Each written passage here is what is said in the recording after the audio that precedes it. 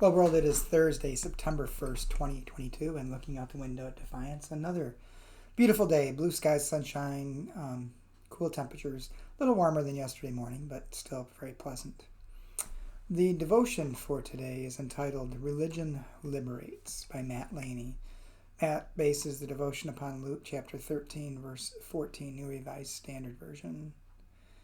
The leader of the synagogue, indignant because Jesus had cured on the Sabbath, kept saying to the crowd, "There are 6 days on which work ought to be done. Come on those days and be cured, not on the Sabbath day." And then Matthew writes, "Early in my ministry, a couple asked me to baptize their baby during Christmas Eve service. They had already been to see a different minister in town with the same request. He turned them down. This very traditional, highly anticipated service was already set, he said. The bulletin had been printed. It just wasn't a good time. He would do the baptism before or after, but not during the Christmas Eve service. Thus the couple landed in my office. I empathized with the other pastor's position, but I also felt Christmas Eve might be the perfect time to baptize and bless a baby, because Christmas Eve is all about a blessed baby. Besides, our bulletins had yet to be printed."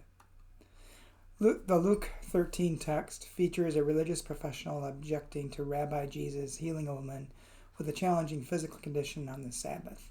The Sabbath, he argued, celebrated liberation from endless toil. It's not a day for work, even working miracles. Jesus saw it differently. Because the Sabbath is about liberation from bondage, it was the perfect time to liberate this woman from her ailment. How many people today associate religion with freedom, liberation, and grace? Precious few. That should bother us as much as it bothered Jesus. Religion is meant to liberate. When religion does the opposite, it becomes something else, something for which Jesus had little patience. And Matt's prayer. Liberating love, free us from captivity, especially when done in the name of religion. Amen. Well, as I was reading this devotion, a couple things crossed my mind. One was, it would be different to have a baptism on Christmas Eve. And I also find it challenging when people shop around to find a place for a child to get baptism, because I wonder what their thought is about what baptism does and who it's for and how it all works. Because it says something that's about community and the community being responsible for the raising of that child. And on the other hand, I was also thinking that Matt may have actually made a connection with these people by being so welcoming. Because sometimes when churches are so rigid in their rules and the way they do things, it can drive people away. Being a little more open and flexible gives an opportunity to bring new people in, possibly. Because God is open and loving and accepting. And I was also taken by Matt's reminder that because the Sabbath is about liberation from bondage, it's the perfect time to liberate this woman from her ailment.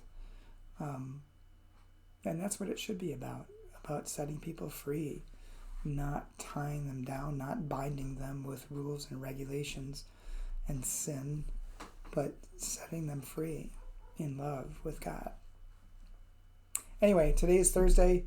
I don't know if I'll get to a devotion on Friday or Saturday, so if I don't, please join us on Sunday for in-person worship or on Facebook Live.